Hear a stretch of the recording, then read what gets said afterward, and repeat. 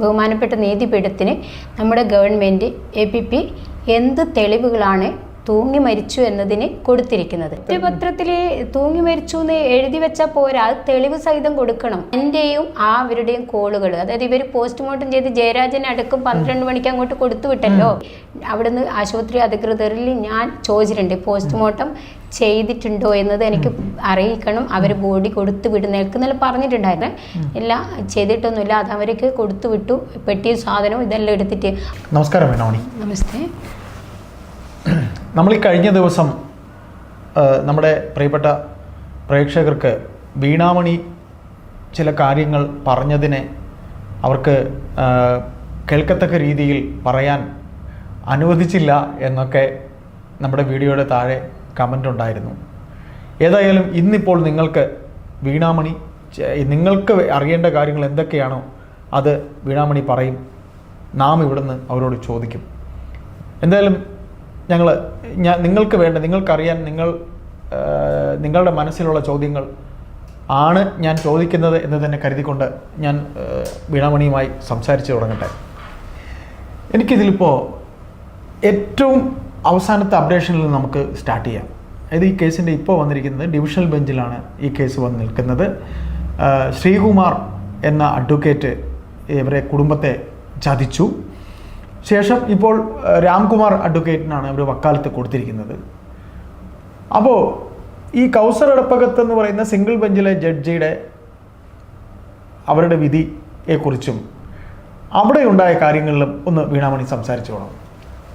നമ്മുടെ ബഹുമാനപ്പെട്ട നീതിപീഠം സിംഗിൾ ബെഞ്ചിൽ നിന്ന് ചോദിച്ച ചോദ്യം കണ്ണൂരിലെ ജഡ്ജിയാണല്ലോ. അതെ.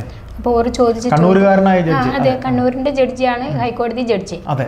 അപ്പോൾ ഓർ ചോദിച്ച ചോദ്യം, നിങ്ങൾ ആത്മഹത്യയല്ല കൊലപാതകമാണെന്ന് തെളിയിക്കുന്ന എന്ത് പ്രൂഫാണ് നിങ്ങളുടെ കയ്യിലുള്ളത്? അപ്പം ബഹുമാനപ്പെട്ട നീതിപീഠത്തിനോട് ഞാൻ അങ്ങോട്ടൊരു ചോദ്യം, നിങ്ങളുടെ കയ്യിൽ സാറിന്, അതായത് ബഹുമാനപ്പെട്ട നീതിപീഠത്തിന് നമ്മുടെ ഗവൺമെൻറ് APP എന്ത് തെളിവുകളാണ് തൂങ്ങി മരിച്ചു എന്നതിന് കൊടുത്തിരിക്കുന്നത്? അങ്ങനെ ഒരു തെളിവുകൾ കൊടുത്തിട്ടില്ല. അല്ല, ഈ കൊടുത്തിരിക്കുന്ന കുറ്റപത്രത്തിൽ അങ്ങനെയല്ലേ വന്നിരിക്കുന്നത്? തൂങ്ങി മരിച്ചു എന്ന് പറയുന്നത് ആര് കണ്ടു?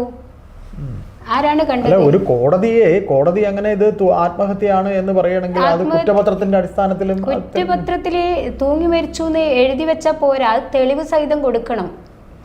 തെളിവ് എങ്ങനെയൊക്കെ കൊടുക്കണം സാറേ. അതായത് ഒരു തൂങ്ങിമരണമാണെന്ന് തെളിയിക്കാൻ ആദ്യം പോലീസ് നായൻ്റെ വരവ്, അതവിടെ നിന്ന്. പിന്നെ രണ്ടാമത്തത് ഇതിൻ്റെ അകത്ത് വരുന്നത് ഡോക്ടറുടെ സർട്ടിഫിക്കറ്റ്. രണ്ടാമത്തത് അതല്ലേ വരുക. അപ്പോൾ രണ്ടാമത്തെ ഡോക്ടറുടെ സർട്ടിഫിക്കറ്റിൽ എന്താ വെക്കുക? പോലീസ് കൊടുത്ത മൊഴിയിരിക്കുന്നത് എന്തൊക്കെയാണോ അതിനനുസരിച്ചിട്ടാണോ നമ്മുടെ പോലീസിൻ്റെ ഇതുപോലെ ആണോ ഡോക്ടറുടെ റിപ്പോർട്ട് നോക്കും. അപ്പോൾ പോസ്റ്റ്മോർട്ടം ചെയ്തിട്ടേ ഇല്ല. അതായത് ഇപ്പോൾ വീണാമണി പറയുന്നത് ഈ ഫസ്റ്റ് നമ്മുടെ ഇൻക്വസ്റ്റ് റിപ്പോർട്ടുണ്ട്. ഇൻക്വസ്റ്റ് റിപ്പോർട്ട് തയ്യാറാക്കുന്നതിന് മുമ്പേ തന്നെ ഡോഗ് സ്ക്വാഡ് വന്ന് പോലീസ് നായയെ കൊണ്ട് ഇത് പരിശോധിക്കണം. അത് എല്ലാ കേസിലും അങ്ങനെ നടക്കണമെന്നില്ലല്ലോ. അല്ല, ഞാൻ ചോദിക്കട്ടെ, ഇപ്പൊ നമ്മുടെ വയസ്സായ പിന്നെ ഇവിടെ ഞാനൊരിക്കലും ഇതിനെ ഈ പറയുന്നതിന് ഓപ്പോസിറ്റ് അല്ല സംസാരിക്കാൻ, നമുക്ക് കാര്യങ്ങൾ കിട്ടാൻ വേണ്ടി. അതെ, തിരുവനന്തപുരത്തുള്ള നെയ്യാറ്റിൻകരയിലെ ഗോപസ്വാമി എന്ന വ്യക്തി മരണപ്പെട്ടു. അപ്പോൾ അവര് മരണപ്പെട്ടപ്പോൾ അയാൾ മരണപ്പെട്ടു തന്നെയാണ്. അപ്പൊ അയാൾക്ക് 100,000 ആൾക്കാരില്ല അതിനു വേണ്ടിയിട്ട് ശരിയായ രീതിയിൽ വിശദമായിട്ട് പോസ്റ്റ്മോർട്ടം ഒക്കെ ചെയ്തു. അപ്പോൾ ബഹുമാനപ്പെട്ട നീതിപീഠം മനസ്സിലാക്കേണ്ടത് ഇവിടെ ഇവർ കൊടുത്തിരിക്കുന്നത് APPക്ക് കൊടുത്തിരിക്കുന്ന പോലീസിൻ്റെയും ഡോക്ടറുടെ സർട്ടിഫിക്കറ്റും തെറ്റായ രീതിയിലാണ്. എന്താണെന്ന് വെച്ചാൽ പോസ്റ്റ്മോർട്ടം ചെയ്തിട്ടില്ല എന്ന് അവിടുത്തെ ആശുപത്രിയിലെ ഒരു ഉദ്യോഗസ്ഥൻ എന്നോട് അന്ന് പറഞ്ഞിട്ടുണ്ട്. എൻ്റെയും അവരുടെയും കോളുകൾ, അതായത് ഇവർ പോസ്റ്റ്മോർട്ടം ചെയ്ത് ജയരാജനെ അടക്കം 12 മണിക്ക് അങ്ങോട്ട് കൊടുത്തു വിട്ടല്ലോ. അപ്പോൾ ആ സമയത്തുണ്ടായ വിഷയങ്ങളിൽ അവിടുന്ന് ആശുപത്രി അധികൃതരിൽ ഞാൻ ചോദിച്ചിട്ടുണ്ട്, പോസ്റ്റ്മോർട്ടം ചെയ്തിട്ടുണ്ടോ എന്നത് എനിക്ക് അറിയിക്കണം, അവർ ബോഡി കൊടുത്തു വിടുന്നേൽക്കെന്നെല്ലാം പറഞ്ഞിട്ടുണ്ടായിരുന്നു. ഞങ്ങൾ സംഭാഷണങ്ങളും ഫോണുകളും എല്ലാം ചെക്ക് ചെയ്യാം ഇവിടുത്തെ നീതിപീഠത്തിന്. അപ്പോൾ അവർ അങ്ങനെ ചെയ്തപ്പോൾ 12 മണിക്ക് എന്നോട് വിളിച്ചു പറഞ്ഞ് എല്ലാം ചെയ്തിട്ടൊന്നുമില്ല, അത് അവർക്ക് കൊടുത്തു വിട്ടു, പെട്ടിയും സാധനവും ഇതെല്ലാം എടുത്തിട്ട്. അപ്പോൾ ഇത് മുറിയിൽ നിന്ന് നേരെ ആശുപത്രിയിലാണോ പെട്ടി സാധനം കൊണ്ടുപോകാം? ഇവർ ബന്ധുക്കൾ വന്നിട്ടല്ലേ ഇതെല്ലാം ചെയ്യേണ്ടത്? തീർച്ചയായിട്ടും. പിന്നെ ബന്ധുക്കൾ ഒപ്പിട്ട് കൊടുത്തിനോ? ഇതും ചെയ്തിട്ടില്ല. പിന്നെ തൂങ്ങി മരിച്ചു എന്ന് പറയുമ്പോൾ തലേ ദിവസം ഇത്രയും വിഷയങ്ങൾ ഉണ്ടായപ്പോൾ ആ പോസ്റ്റ്മോർട്ടം ഏത് രീതിയിലാണ് നടത്തേണ്ടത്? ദിവ്യ എന്ന വിഷയത്തിന്റെ ഒരു കേതുവായിട്ടല്ലേ അതിനകത്ത് തൂങ്ങി മരിച്ചു ഒരു പോലീസ് എഴുതി വെക്കുന്നത്. അപ്പോൾ ദിവ്യന്റെ ഭർത്താവ് ജോലി ചെയ്യുന്ന ആശുപത്രിയിൽ നിന്ന് എത്തിക്കേണ്ട അടുത്ത് പോലീസ് അവിടെ ഡോക്ടർ ഇല്ലേ, അതായത് കണ്ണൂർ ജില്ലാ ആശുപത്രിയിൽ ഡോക്ടർ ഇല്ലേ, തലശ്ശേരി ജില്ലാ ആശുപത്രിയിൽ ഡോക്ടർ ഇല്ലേ. അപ്പോൾ എങ്ങനെയാണ് അത് മരണപ്പെട്ടത്? ആരാണ്? ബഹുമാനപ്പെട്ട നല്ല സമൂഹത്തിന് വേണ്ടി നല്ല രീതിയിൽ വർക്ക് ചെയ്ത ഒരു ഉയർന്ന ഉദ്യോഗസ്ഥൻ മരണപ്പെട്ടപ്പോൾ അവരുടെ അന്വേഷണം സത്യസന്ധമായിട്ട് നല്ല രീതിയിലും പോകേണ്ടതായിരുന്നു.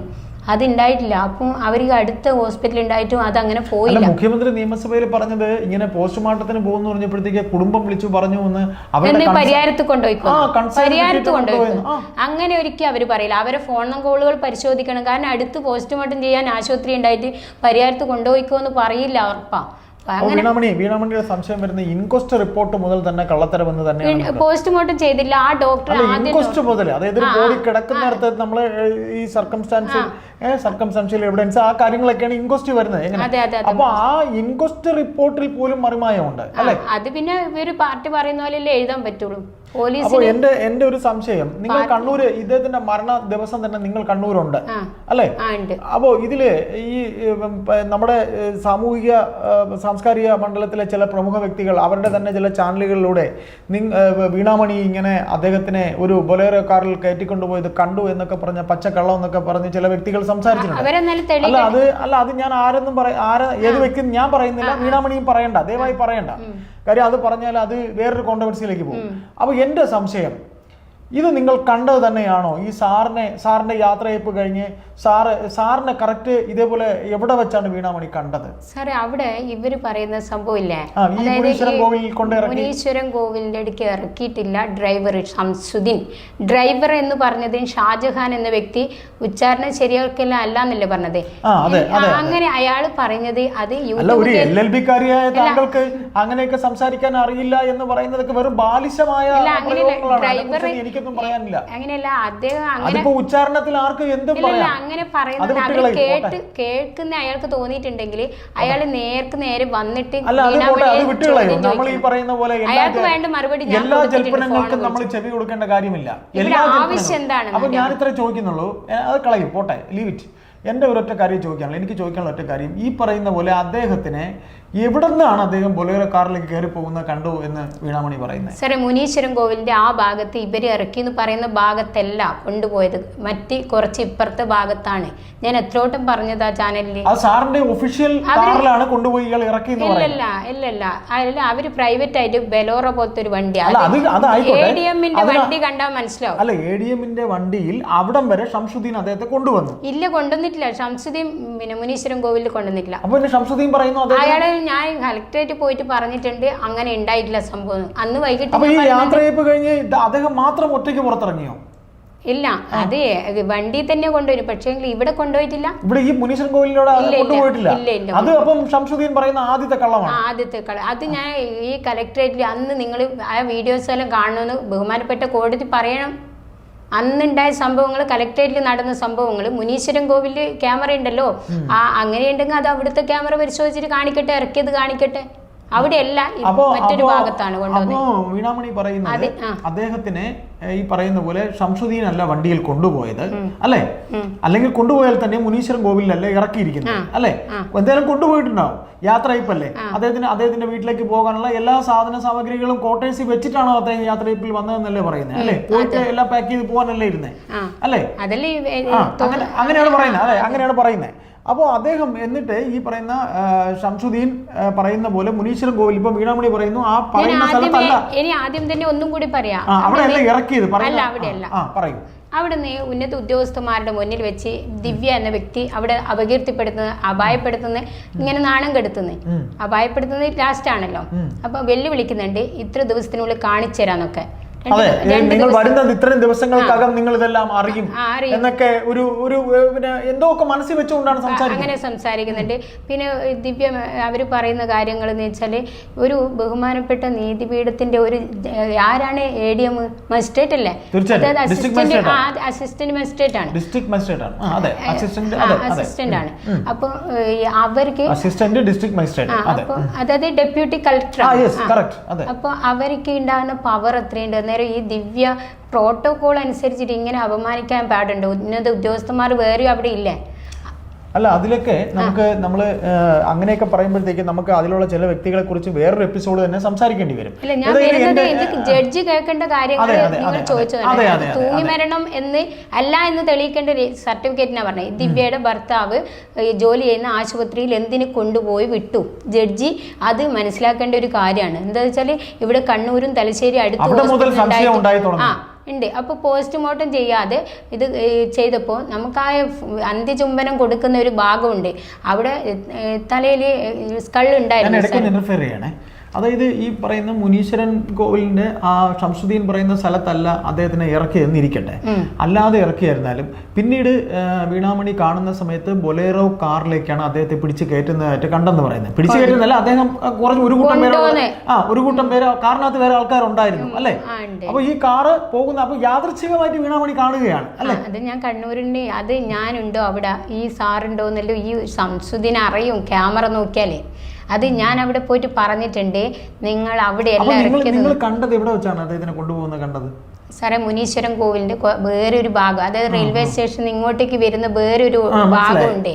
അപ്പൊ ആ ഭാഗത്തു നിന്നാണ്, അതായത് മുനീശ്വരൻ കോവിൽ എന്ന് പറഞ്ഞാൽ ആ ക്ഷേത്രത്തിന്റെ ആ റോഡുമിൽ ഒരു ചെറിയൊരു ക്ഷേത്രമുണ്ട്, കടലിന്റെ അത് ബീച്ചിലേക്കെല്ലാം പോകുന്നതിന്റെ ഭാഗത്ത്, ആ ഭാഗത്തല്ല, അതിന്റെ കുറെ ഇപ്പുറത്ത് ഭാഗത്താണ്. അതായത് അവര് ഉദ്ദേശിക്കുന്നത് പറയണ്ടെങ്കിൽ ഏതെങ്കിലും ഒരു പോലീസ് ഓഫീസർ എന്നോട് വന്നിട്ട് കാണിച്ചു തരാൻ പറയണം. അപ്പൊ എനിക്ക് പറയേണ്ടത് ഒന്നുകിൽ ഞാൻ കാണിച്ചു കൊടുക്കണം, അല്ലെങ്കിൽ അവർ ആ ക്യാമറയൊക്കെ സെർച്ച് ചെയ്തിട്ട് കോടതിക്ക് സമർപ്പിക്കണം. അപ്പൊ അവിടുന്ന് ഇദ്ദേഹത്തിനെ കാറിൽ കയറ്റിക്കൊണ്ട് പോകുന്നു. കാറിൽ കൊണ്ടുപോകും, കാറല്ല ബെലോറോ.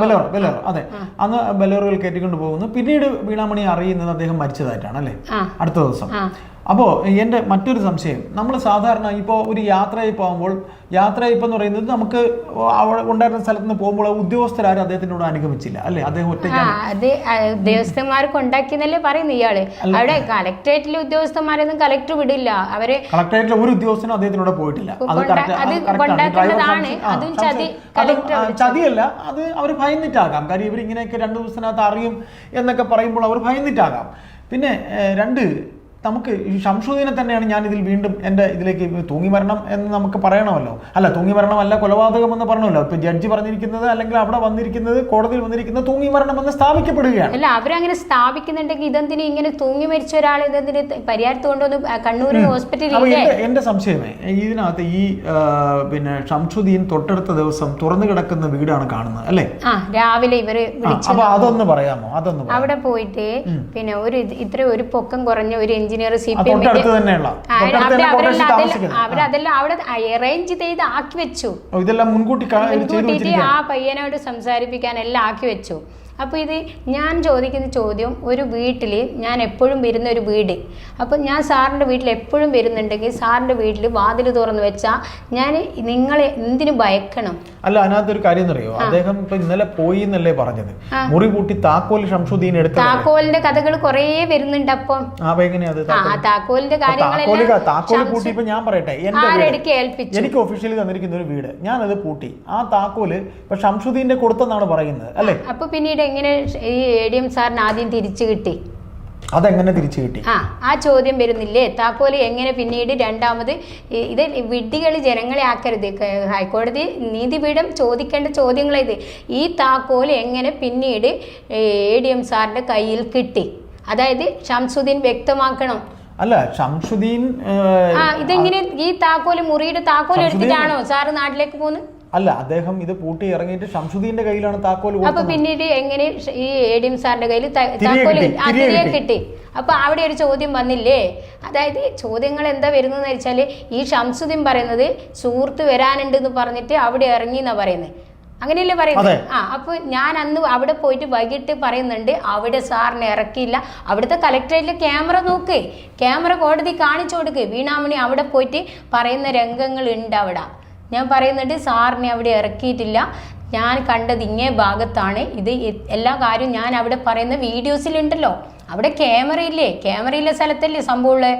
പിന്നെ ഞാൻ കണ്ണൂർ അവിടെ ക്യാമറ ഉണ്ടോ? റെയിൽവേ സ്റ്റേഷനിൽ ഞാൻ പോയിട്ടുണ്ടോ? ഇതൊക്കെ ഈ കളക്ടറേറ്റിൽ ഞാൻ വന്നിട്ടുണ്ടോ? സാറ് മരിച്ച അതിന് പിറ്റേ ദിവസം വൈകുന്നേരം ഞാൻ അവിടുത്തെ ജോലിക്കാരോട് ഞാൻ സംസാരിച്ചതും എല്ലാം ഉണ്ടല്ലോ. ഷംസുദ്ദീൻ അവിടെ ഇറക്കിയില്ല എന്ന് കളക്ടറേറ്റിൽ അന്ന് വൈകിട്ട് ഞാൻ പറയുന്നുണ്ട്. ഞാൻ എവിടെയാണ് ഇറക്കിയെന്നല്ല ഞാൻ ചോദ്യം ചോദിച്ചപ്പോൾ അവരോട്. ഒരു സംശയമേ, പോലീസ് വരുന്നതിന് എത്രയെങ്കിലും മണിക്കൂർ ലേറ്റ് ആയില്ലേ? പോലീസ് അദ്ദേഹം ഈ തൂങ്ങി നിൽക്കുന്നു എന്ന് പറഞ്ഞല്ലോ, അല്ലെ? അങ്ങനെയല്ലേ പറയുന്ന? അവര് പറയുന്നത്. ഏതായാലും ആ രംഗമൊന്നും എന്തായാലും വീണാമണി കണ്ടിട്ടില്ല. ഞാൻ തൂങ്ങി മരിച്ചത് ഞാൻ കണ്ടില്ല, ആരും കണ്ടതില്ല. ഞാൻ അവിടെയെല്ലാം ചുറ്റും ചോദിച്ചിരുന്നു, അവരൊന്നും കണ്ടതില്ല. അപ്പൊ ഇവരാരെയും പോലീസ് വരുന്നവരെ ആരാണ്, പോലീസ് വരുന്നവരെ ജനം അതിനകത്ത് കയറാതെ ആരാ നിയന്ത്രിച്ചത്?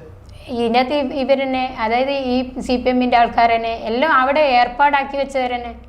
അപ്പോൾ അവരെന്നെ പറയുന്നത് ഈ ചെക്കനാണ് പറയുന്നത്, ഈ എഞ്ചിനീയർ എന്ന് പറഞ്ഞ ഒരു പൊക്കം കുറഞ്ഞ ചെക്കനെ അവിടെ ഏർപ്പാടാക്കി വെച്ചിനല്ലോ. അപ്പോൾ അവനാ പറയുന്നത്, അവനെന്നെ നോർക്കോ ടെസ്റ്റ് ചെയ്താൽ മനസ്സിലാവും. അപ്പോൾ അവൻ പറയാ, പിന്നെ ഇത് ഞാൻ അവനാരാണെന്ന് വരെ ഞാൻ കണ്ടെത്തിയല്ലോ, ഇവനായ വിളിച്ചു പറഞ്ഞത് എനിക്കറിയാൻ, ഞാൻ അതുവരെ കണ്ടെത്തിയിട്ടുണ്ട്. അപ്പോൾ ഇവിടുത്തെ പോലീസ് എന്തുകൊണ്ട് കണ്ടെത്താത്തത്? ഞാൻ എവിടെയോ നിൽക്കുന്നത് ഞാൻ. അപ്പോൾ ഞാൻ അവിടെ പോയിട്ട് ഇതാരാണ് തൂങ്ങി മരിച്ചതെന്ന് കണ്ടെത്തിയത് അത് പറയണം. അപ്പോൾ ഇത് ഈ പയ്യൻ, ഇത്രയിലെ ഒരു പൊക്കം കുറഞ്ഞ പയ്യൻ എഞ്ചിനീയർ എന്ന് പറഞ്ഞ അയാൾ പറയുന്നത് ഇത് തൂങ്ങി മരിച്ചതാണ്. അപ്പോൾ ഇത് എല്ലാം ഉണ്ടാക്കുന്നത് ഇവർ തന്നെ. അല്ല, ഇത് എന്നിട്ട് എൻ്റെ ഒരു സംശയം, ഈ ഇൻക്വസ്റ്റ് റിപ്പോർട്ട് തയ്യാറാക്കാൻ പോലും പോലീസ് വരാൻ വൈകി എന്ന് തന്നെയാണ് പറയുന്നത്. ആര് പറഞ്ഞു? ഇതെല്ലാം വേഗം രഹസ്യമായിട്ട് ആടുന്ന് മാറ്റുക ചെയ്തിന്. പോലീസ് വരാൻ നേരം ചെയ്യുന്ന എല്ലാം പെട്ടെന്ന് പോലീസ് വരുന്നതിന് മുന്നേ സർക്കംസ്റ്റാൻസസ് എവിഡൻസ് എല്ലാം മാറ്റി, അവിടെ ഉണ്ടായിരുന്ന എല്ലാ സാഹചര്യ തെളിവുകളും മാറ്റി എന്നാ പറയുന്നത്. എല്ലാം മാറ്റി, എന്നിട്ട് ബോഡിയും വേഗം ജനങ്ങളിൽ നിന്ന് കാണിക്കാണ്ട് വേഗം പരിഹാരത്തേക്ക് കൊണ്ടുപോയി. പെട്ടെന്ന് ജനങ്ങളെ കാണിക്കാണ്ടായിരുന്നു ഒഴിവാക്കിയിട്ട് അവിടത്തേക്ക് കൊണ്ടുപോകും. അപ്പോൾ നമ്മുടെ ഒരു സംശയം ഇതിലുണ്ടാകുന്നത്, ഈ പറയുന്ന പോലെ അദ്ദേഹത്തിന്റെ ഇൻക്വസ്റ്റ് റിപ്പോർട്ട് തയ്യാറാക്കാനായി പോകുന്നു. പിന്നീട് ഈ കേസിൽ ഇതിലെ അന്വേഷണത്തിൽ ഒരിക്കൽ പോലും ഷംസുദ്ദീനൊന്നും വന്നിട്ടില്ലല്ലോ. ഷംസുദ്ദീൻ വന്നിട്ടില്ല, കലക്ടർ വന്നിട്ടില്ല, പിന്നെ ഇതിൻ്റെ അകത്ത് ജയരാജ്. അല്ല, അദ്ദേഹം MV ജയരാജൻ എന്ന് പറയുമ്പോഴത്തേക്ക് അദ്ദേഹം സെക്രട്ടറി അദ്ദേഹത്തിന് ഒരു ഉദ്യമം ഏൽപ്പിച്ചു, ഈ ബോഡി എത്രയും പെട്ടെന്ന് അവിടെ കൊണ്ട് കത്തിക്കണമെന്ന്. അല്ല, എത്തിക്കാന്നല്ല, അവിടെ എത്തിച്ച് കത്തിക്കണമെന്ന്. ഇത് പെട്ടെന്ന് കത്തിക്കണം. ഇത് അങ്ങനെയാണ് അവർക്ക് ഉദ്യോഗത്തിന് ഏൽപ്പിച്ചു കൊടുത്തത്, പെട്ടെന്ന് കത്തിക്കണം, പോസ്റ്റ്മോർട്ടം ചെയ്യരുതെന്ന്. ഏതായാലും നമുക്ക് ഈ ഒരു നമ്മുടെ സംസാരം അവസാനിപ്പിക്കുമ്പോൾ ഷംസുദ്ദീന് വ്യക്തമായിട്ട് അറിയാം. ഷംസുദ്ദീനെ നന്നായിട്ട് അറിയാം. കാരണം സാറിന്റെ വീട്ടിലേക്ക് പോകുമ്പോൾ വാതിൽ തുറന്നിട്ട് ഞാൻ ആ വീട്ടിൽ പോയിട്ടുണ്ടെങ്കിൽ, സാർ ഇപ്പം അവിടെ മരിച്ചിട്ടുണ്ടല്ലോ, ഞാൻ ആ വീട്ടിൽ പോയി, പക്ഷെ ഞാൻ അവിടെ പോയിട്ടുണ്ടെങ്കിൽ മരിച്ചെന്ന് എനിക്ക് മനസ്സിലാവില്ല. കാരണം അവിടെ ആരോ കൊന്നതായാലും തൂങ്ങി മരിച്ചെന്നല്ല ഇവർ പറയുന്നുണ്ടെങ്കിലും അത് വാതിൽ തുറന്നിട്ടാലും എനിക്ക് മനസ്സിലാവില്ല. കാരണം ഞാൻ എന്തിനു വായിക്കണം? വാതിൽ തുറന്നിട്ടാലും ഒരാൾ, നിങ്ങൾ പറഞ്ഞ പോലെ നിത്യം പോകുന്ന സാറിനെ വിളിക്കാനായി നിത്യം പോകുന്ന ഡ്രൈവർക്ക് ആ തുറന്നു കിടക്കുന്ന വാതിൽ ആ സാർ അകത്ത് കാണും എന്ന് പറഞ്ഞ് കയറിക്കൂടെ? ഇതിലെല്ലാം കള്ളത്തിലുണ്ട്. കാരണം ഷംസുദ്ദീനെ മേഡം വിളിച്ചിട്ടുണ്ട്, എവിടെയാ ഇല്ലതെന്ന് ചോദിച്ചിട്ടുണ്ട് എന്നൊക്കെ പറഞ്ഞല്ലോ, വിളിച്ചിട്ട് കിട്ടുന്നില്ല. അപ്പോൾ വിളിച്ചിട്ട് കിട്ടാത്ത ഒരാളെ അപ്പോഴാണ് ഈ വീട്ടിൽ മുറിയിൽ ചെന്ന് നോക്കുന്നത്. അതായത് അവിടെ തന്നെ തുടങ്ങുന്നുണ്ട്. അതായത് മേഡം വിളിച്ചിട്ട് വിളിക്കുന്നു അല്ല, PP ദിവ്യ അല്ല, അല്ല, ഞാൻ പറയുന്നത് ഇവിടെ മരണപ്പെട്ടിട്ട് 5 മണിക്ക് വണ്ടിയിൽ ട്രെയിനിൽ അവിടെ വന്ന് നിൽക്കുന്നൊക്കെ ഇല്ലാത്ത മെസ്സേജുകൾ കൊടുത്തേ അദ്ദേഹത്തിന്റെ ഭാര്യ വിളിച്ചിട്ട് പറയുന്നുണ്ട് വിളിച്ചിട്ട് കിട്ടുന്നില്ല. അപ്പോ ഇവര് നേരെ മുറിയിൽ ചെന്ന് നോക്കുന്നു. അപ്പൊ ഇവര് എന്റെ കയ്യിൽ നിന്ന് താക്കോല് ഇവര് വാങ്ങിച്ചു എന്ന് പറയുന്നില്ലല്ലോ, താക്കോലിന്റെ കഥ അവിടെ മൂടി വെച്ചു. ഇതെല്ലാം കള്ളത്രം വരുന്നുണ്ട്. പറയുന്നില്ല, മുറി ഇവിടെ വന്നിട്ടില്ല, നിങ്ങളൊന്ന് ചെന്നോക്കണമെന്നൊക്കെ പറയുന്നില്ലേ. അപ്പൊ ഇവര് തമ്മിലുള്ള സംഭാഷണത്തിൽ അവിടുത്തെ തിരിച്ചു പോകുന്ന സമയത്ത് അവിടെ പോകുമ്പോ എന്റെ താക്കോല് വാങ്ങിയിട്ടുണ്ട്, അവിടെ പോയിട്ടുണ്ട് എന്ന് പറഞ്ഞാൽ തീരുന്ന വിഷയമല്ലേ ഉള്ളൂ. അതല്ല ഉണ്ടായത്. അവിടെ ചെന്ന് നോക്കാം. അപ്പൊ ഈ താക്കോലിന്റെ കഥ ഒരു വലിയ ജഡ്ജി ശ്രദ്ധിക്കേണ്ട കാര്യമാണ്. അവിടെ ഒരു കള്ളത്രം നടന്നിട്ടുണ്ട്. ഷംസുദ്ദീൻ, അതായത് നാം ഈ സംസാരം നമ്മളൊരു ചെറിയ ഇടവേള എടുക്കുകയാണ്. ഇനി ഇതിലെ മറ്റ് ഭാഗവാക്കുകളായ കളക്ടർ അരുൺ കെ വിജയൻ, പിന്നെ പ്രശാന്തൻ തുടങ്ങിയവരുടെയൊക്കെ ഇൻവോൾവ്മെന്റ് നമ്മൾ ഈ വിഷയത്തിൽ തുടർന്നും ഡോക്ടർ എല്ലാരെ കുറിച്ചുള്ള മറ്റു കാര്യങ്ങൾ ചോദ്യങ്ങൾ, അതെ, ഇതെല്ലാം നമ്മൾ എന്തിനാണ് ചോദിക്കുന്നത്, എന്തൊക്കെയാണ് അങ്ങ് അറിയാൻ, എന്തൊക്കെയാണ് നീതിപീഠം, ബഹുമാനപ്പെട്ട നീതിപീഠം അറിയേണ്ടത്, ഈ അന്വേഷണ സംഘം അറിയിക്കാതെ ഉണ്ടെങ്കിൽ ഈ പറയുന്ന പോലെ വീണാമണി എന്ന സാക്ഷി എന്ന് തന്നെ പറയാം, അവർ പറയുന്നത് കേൾക്കുന്നതിന് വേണ്ടിയാണ് നാം ഇങ്ങനെ ഈ കാര്യങ്ങളെല്ലാം, ഇത് നടന്നിട്ട് മാസം 3 ആയി, നമ്മളിപ്പോഴും മെയിൻ സ്ട്രീമിൽ ഈ ഒരു വിഷയം പോകുന്നതും അതിൻ്റെ സത്യാവസ്ഥ അറിയുന്നതിന് വേണ്ടിയാണ്. ഏതായാലും അപ്പോൾ നിങ്ങൾ പറയുന്നതെന്ന് പറഞ്ഞു കഴിഞ്ഞാൽ ശരിക്കും വീണാമണിയുടെ അഭിപ്രായം അനുസരിച്ച്, ശരിക്കും പറയുന്നതനുസരിച്ച് ഈ ഷംസുദ്ദീന് കൃത്യമായി കാര്യങ്ങൾ അറിയാം എന്ന് തന്നെയാണ്. അറിയാം, കലക്ടർക്കും അറിയാം, ഷംസുദ്ദീനും അറിയാം, പ്രശാന്തിനും അറിയാം, ഇവർക്ക് എല്ലാവർക്കും അറിയാം. പക്ഷേ PP ദിവ്യക്ക് അറിയാൻ സാധ്യതയുണ്ടോ? ദിവ്യക്കും അറിയാം. അപ്പൊ നിങ്ങൾ ഒരിക്കൽ സംസാരിച്ചപ്പോഴത്തേക്ക് പറഞ്ഞു പി പി ദിവ്യയുടെ വീടിന്റെ അവിടെ ഇങ്ങനെ കാറ് കറങ്ങുന്നതായിട്ടൊക്കെ ഞാനല്ല കണ്ടത്, അത് വേറെ ആരോ പറഞ്ഞു കൊടുത്ത ഞാനില്ല. ഞാൻ അപ്പോ അങ്ങനെ ഒരു സംഭവം ഉണ്ടെന്ന് ഞാൻ കേട്ടിട്ടുണ്ട്. കണ്ണൂരിലുള്ളവർ പറഞ്ഞു, വേറൊരു ചാനലിൽ ഞാൻ കേട്ടിട്ടുണ്ട്. പക്ഷേ വീട്ടിൽ കാണാൻ തലേ ദിവസം അയൽവാസികൾ വിളിച്ചു പറഞ്ഞു എന്നൊക്കെ അങ്ങനെ ഒരു ഇതുണ്ടായിരുന്നു. ഏതായാലും സാറിന്റെ പിന്നെ ഭാര്യ മഞ്ജുഷ ചോദിക്കുമ്പോൾ ഈ പറയുന്ന ശംസുദ്ദീൻ താക്കോല് വാങ്ങി എന്നുള്ള കാര്യം പോലും പറയുന്നില്ല. താക്കോൽ ഇന്നലെ വാങ്ങിച്ചിട്ടുണ്ട്, മേഡം ഒന്ന് ഭയക്കേണ്ട, അവിടെ ഉണ്ട് എന്ന് പറഞ്ഞാല് എന്നിട്ടാണ് അങ്ങനെ പറഞ്ഞിട്ട് പോകുന്ന ശംസുദ്ദീനാണ് മുറി തുറന്നു കിടക്കുന്ന കാണുമ്പോൾ പേടിക്കുന്നത്. അപ്പൊ അതിൻ്റെ അകത്ത് താക്കോല് വാങ്ങിച്ചെന്നൊന്നും പറയുന്നില്ല, താക്കോലിന്റെ കഥ പറയുന്നില്ല. അതായത് റെയിൽവേ സ്റ്റേഷനിൽ എത്തിന്നൊക്കെ ഇവര് മെസ്സേജ് അയക്കുന്ന, സാർ അയക്കുന്ന മെസ്സേജാന്ന് എനിക്ക് ബോധ്യപ്പെടുന്നില്ല. ഇവിടെ ജഡ്ജി ശ്രദ്ധിക്കേണ്ട കാര്യങ്ങൾ, ഇതൊരു ഗുണ്ടേന്റെ കയ്യിലുണ്ട് ഫോണ്. അപ്പൊ ഗുണ്ടക്ക് എഴുതി വെക്കാം, ഞാൻ റെയിൽവേ സ്റ്റേഷനിൽ കയറി 12 മണി. അപ്പോൾ മുതൽ തന്നെ സാർ അവരുടെ കസ്റ്റഡിയിലാണ്, അവരുടെ കസ്റ്റഡിയിലാണ്. അപ്പൊ ഇത് ഇതിനകത്ത് എഴുതി വെച്ച് ഇവര് എങ്ങനെ അയക്കാൻ പറ്റും? മെസ്സേജ് ഒക്കെ വരുമ്പോഴത്തേക്ക് എങ്ങനെ അവരുടെ മെസ്സേജ്, ആ മെസ്സേജ് അപ്പോൾ തന്നെ ഭാര്യയായിട്ട് സംസാരിക്കുമ്പോൾ അതിനകത്ത് 12 മണി വരെ വക്കീൽ എന്നോട് പറഞ്ഞത്, അനിയൻ വക്കീൽ വിളിച്ചു പറയുന്നത്, എന്നോട് പറഞ്ഞത് ഭാര്യയായിട്ട് സംസാരിച്ചത്, എടത്തിമയായിട്ട് സംസാരിച്ചത് 12 മണി വരെ ചാറ്റ് ചെയ്തിരുന്നു. അപ്പൊ 12 മണി വരെ ഗുണ്ടകളായിരിക്കും. കാരണം ഞാൻ റെയിൽവേ സ്റ്റേഷനിന്റെ അടിയുണ്ട് ഇടിയുണ്ട് എന്നൊക്കെ ഇത് മേഡം എന്നോട് പറഞ്ഞിട്ടില്ല. മേഡം ചാറ്റ് ചെയ്ത് പറയുന്നതല്ലാണ്ട് ഇതിനകത്ത് ആര് വിളിച്ചു എന്ന് മേഡത്തിന് പോലും അറിയില്ല. എഴുതി ടൈപ്പ് ചെയ്ത് മെസ്സേജ്, ആ മെസ്സേജുകളൊക്കെയാണ് നോക്കേണ്ടത്. അതായത് റെയിൽവേ സ്റ്റേഷനിലുണ്ടോ, ഇത് ഈ പറയുന്നതും സംഭവിച്ച കാര്യം തമ്മിൽ നോക്കണം, ക്യാമറയുമായിട്ടെല്ലാം ഒത്തുചേർന്നിട്ട് ഞാനൊന്ന് ഒറ്റ ചോദ്യം ചോദിക്കുന്നേ. ഇത് ഇവിടെ ഞാൻ അനിയനെടുക്ക ഈ മരിച്ച അന്ന് സമയത്ത് പോകുന്നുണ്ടല്ലോ, പിറ്റേ ദിവസം രാവിലെ മലയാലപ്പുഴയിലേക്ക് പോയപ്പോൾ ഇത്രയും കഷ്ടപ്പെട്ടിട്ട് ഇവിടെ നിന്ന് കണ്ണൂർ ജില്ലയിൽ നിന്ന് മലയാലപ്പുഴ ഉണ്ട് സാറിന്റെ വീടുന്നു, ഒരു സാമാന്യ ബുദ്ധി ഉള്ളത് കൊണ്ടല്ലേ അവിടെ വീട് സാറ് പണ്ടപ്പോ പറഞ്ഞ കാര്യം അറിഞ്ഞിട്ട് ഞാൻ ഇത്രയും ദൂരെ പോന്ന് അവിടെ ചെങ്ങന്നൂർ ഇറങ്ങി, എന്നിട്ട് പിന്നീട് പത്തനംതിട്ട ഇറങ്ങി, പത്തനംതിട്ടയിൽ നിന്ന് പിന്നെയും മലയാളപ്പുഴ ഇറങ്ങി, മലയാളപ്പുഴയിൽ നിന്ന് വേറെ ഓട്ടോറിക്ഷക്ക് സാറിന്റെ വീട്ടിൽ പോന്ന്. അപ്പൊ അത് ഒരു ബുദ്ധിയില്ലാത്ത ഒരാൾക്ക് പോകാൻ പറ്റത്തില്ലല്ലോ. ഇത്രയും ദൂരെ ആയതുകൊണ്ടാണ് പറയുന്നത്. അതായത് ഒരു സാമാന്യം ഒരു ദിവസം കൊണ്ടൊന്നും ചിന്തിച്ചിട്ട് അവിടെ എത്തിപ്പെടേണ്ട ഒരു സ്ഥലമല്ല. പക്ഷെ എനിക്ക് പെട്ടെന്ന് സാർ അത്രയും എന്നോട് പറഞ്ഞതുകൊണ്ടല്ലേ ഞാൻ അവിടെ എത്തിന്. അപ്പോൾ ഇതിനകത്ത് എന്താ മനസ്സിലാകുന്നത്, ഈ സീരിയസ് ആയിട്ട് കൊന്നതാണ് എന്ന വിവരം അവരറിയിക്കേണ്ടത് എൻ്റെ ഒരു ഉത്തരവാദിത്തം. ഞാൻ ആ സാർ അത്രയും നല്ലൊരു നീതിമാനായ ഉദ്യോഗസ്ഥനായിരുന്നു. ഏതായാലും വീണാമണി നമുക്ക് തുടരാം.